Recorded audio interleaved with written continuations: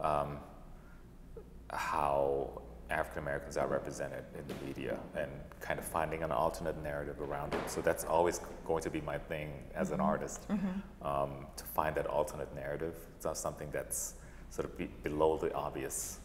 And so for me, it's anything that I take on will sort of have that. I've had commissioned work. Last year I was in Ferguson several times on behalf of some media outlets because they specifically wanted that alternate story. They didn't want to focus on just protests and riots, but how was the actual community dealing with this and finding the actual voice of the community. So for me, any new work will sort of have a similar spin. Well, I can say that for me, I think where we are with this work is the transition. You know, you look at things that are happening in relationship to Black men, how they're being defined. Your work sits as a definition, an alternative definition. I think we're in a place of transition where more of these kinds of conversations are necessary. More of these kinds of revealings are necessary because we really do have to shift the paradigm. You know, a long-held, very ingrained in everything that we do paradigm. And so, thank you. I really appreciate the work, and I think it is successfully doing just that. Really appreciate your bringing my work here and allowing me to share my thoughts today. So. We're very nice people. Well, thank you again for coming to the reception today, and I'm really honored to be here. It's my second time here in Charlottesville. I came here last year as part of the Between, and at that time I was out on Deep Rock Farm and not really able to see much of the city, so this is my first time in the city and soaking up the sights and sounds, and again, really happy that the work is actually here at this center, and that you all are here to not only see the work, but actually maybe get a little bit more context around what this work is about. But because as much as on the surface this work is about Black fathers and Black fatherhood, it is not. So, and I'll get into what it's really about and why it is not about Black fatherhood. So, I'm here to talk a little bit about my work, and I can't really do that without talking a little bit about myself, because it's personal work, and you know, people always ask, why you? Why did you photograph Black fathers? So my personal story is that I grew up in Germany, born and raised in Germany, thinking, you know, I had a Korean mother, and what I thought to be my biological father, who was a Korean man. And then much later in life, I find out that actually this man is not my father, not my biological father. And my mom told me after a heated argument that, you know, my real father is actually an African-American male who ran away when she was pregnant with me. And she just sort of threw that out there, and, you know, so here I am. So it's a surprise, it's a shock, a lot of resentment, a lot of anger, a lot of questions about a man that I don't know and probably will never know in my life. My mom claims she doesn't know who he is, she doesn't know her name, she doesn't know his whereabouts. Who knows? Maybe me and mother on Facebook every day, who knows? Right? That's her version of the story. So I don't know anything about this man. And the only way for me to sort of deal with these feelings and answer questions and, you know, feelings of resentment and anger and hurt was to actually pick up a camera and start photographing. And not necessarily with the idea of shooting Black fathers, but, you know, the real source behind my resentment was actually that my Korean father was not a great father. On paper he was married, he was at home, he brought home a check, he made sure I had clothes on my back and food on the table. So materially and otherwise he was a great provider, but he wasn't a father.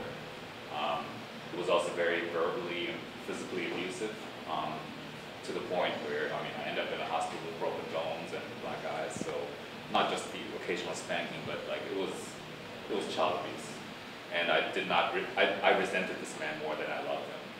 And my resentment towards the African-American father that I didn't know wasn't just because he wasn't there, but my notion was always, had he stuck around, maybe he could have prevented me from having this terrible childhood. So that's where the source of my resentment came from. had my father stuck around, maybe all these terrible things wouldn't happen to me. And starting this work was also going back into my childhood, and not just remembering all the trauma from my father, but also remembering all the important moments of my childhood that came from being around these African American families. You know, I didn't consider them my family because I didn't have my family. I didn't consider the men that taught me all these things that I know in life my fathers, but in hindsight, they were actually father figures. You know, they taught me, you know, everything I know about what's important to me now today. All the values I have that made me an adult, it came from these men. And so for me, it was also remembering, you know, what the gift that they gave me, you know, a sense of self, a sense of what it meant to be a person of color in Germany, which didn't come from my parents, but it came from these families.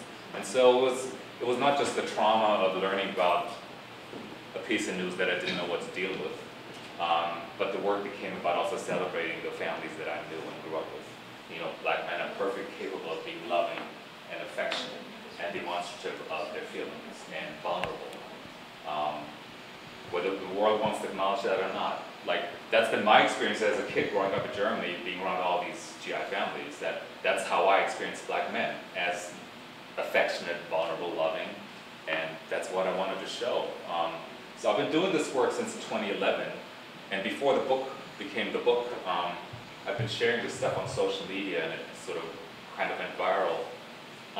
But I received a lot of criticism and doubts and even death threats. And I'm not sure how serious I should take them.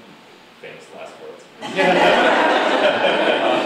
But it was interesting that, you know, for me, I mean, you can take a look at these images. I mean, there's nothing, they're so innocuous. It's just black men loving their children and being affectionate. And like, what is so threatening or implausible about seeing that people feel threatened by these images? That was sort of like always in the back of my mind all these years that I've been doing this work. And well, I guess we kind of know the answer why people feel threatened, because, you know, it doesn't fit their narrative of how black men and black people are supposed to be. And if people's narrative doesn't fit nicely into a mold, then it creates problems around, if black people are not who we think they are, then maybe we need to start treating them differently, because, you know, maybe they're just as human as we are, and then that has connotations and that has consequences. And people were not wanting to accept the fact that these are possibilities. So I've been called a liar, an instigator, propaganda. This was, you know, basically like, this is not representative of what we know black men are. You know, we know black men are criminals. We know black men are violent. We know black men are really not at home. So what you're telling here is really either they're lies, or it's just a small fraction of what your reality is, and it's not representative of what we know is true. And so I was like, okay, I'm not going to be out there on a stunt and kind of do one of these. I'm just going to put my work out there. You know, because the reality is, you know, stereotypes are there for a reason. And for me, the best way to counter these stereotypes isn't to create a counter-narrative that's based on some sort of unattainable uber ideal. Because as much as we're aware of stereotypes around black fathers and how they're terrible fathers, there is a counter-narrative out there. You know, there are the Dr. Huxtables, however you feel about them possibly. not part of today's discussion. So, but you know, like I grew up with Dr. Huxtable and I loved it, right? So, and maybe not for reasons that are valid today, but you know, that was something I hung on to because there was just nothing else on television. There are the star athletes, Dwayne Wade, you know, athletes, rappers, entertainers, celebrities who represent themselves as great fathers, basically anybody with the wealth and the privilege to name their children after a primary color. You know, that's held up as an example. You know, these are great black fathers. The president. Our dear father, you know, our fearless leader, right, Barack Obama. He's like always, not only is he seen as the model black father, but he's always going on a stump speech, you know, in 2 weeks. He'll probably give another stump speech on Father's Day around, you know, how absent black fathers are a problem and how black men need to get their act together. You know, he's done that before, and he could probably do so again. So, and my question is not to say these are all invalid examples. I mean, great. If Dwayne Wade is a great father, great. He should advertise it. If Jay-Z is a great father, great. If Barack Obama wants to push African American males to do better, why not? I wouldn't just do it at Morehouse. I would probably go to other colleges, white colleges. But I'm not saying all these examples are bad, but they're equally limiting as stereotypes. And what's missing are the everyday black fathers, black males that we know. They're in our community. We know them. We see them on the street with their strollers, with their babies in tow. We see them, but the media doesn't tell their story because they're not celebrities. They don't rap. They don't play ball. They're not the president. They don't exist. So either, for me, the dichotomy was either you're horrible, you end up on homophobic with the envelope, please don't let me be the father, or you have to live up to an unattainable ideal. When we know the reality, and now corroborated by research, that black men are very much present in their children's lives. Yes, fathers could maybe do better sometimes, and maybe there are fathers that are absent, but by and large, we all know the examples of black fathers in the community, anecdotally and just experientially, but why is it that the media doesn't want to see that possibility as wide, as mainstream as it actually is? And so for me, it was still closing that gap between the reality that I've experienced as a child and that we probably all know as a reality in our own communities. I mean, we all know people, black men, that don't fit that mold. Maybe they're not married, maybe they're not living at home, maybe they're not really getting along with their partner, but they're there for their children in some way. You know, again, my aim wasn't to look at perfection, my aim was to look at presence. And presence and perfection, two different things. But this is us. This is how we are, this is how we love our children, this is how we are as black men. And this is not how society sees us, but we don't care. And we need these pictures to kind of be out there. And so that's the result of that sort of interaction. You know, like people trusting me enough that they kind of show me a version of their private lives that they probably wouldn't show to too many other people. I don't know how this person allowed you to let this happen, but I've been on the other side of that door. I'm a single parent, and I sympathize with this so much. But I'm also like, wow, that is a very vulnerable moment, and I just want to ask, like, how did this even happen? Wow, thank you for the question, because this, I have to really give thanks to the powers that be in the family, because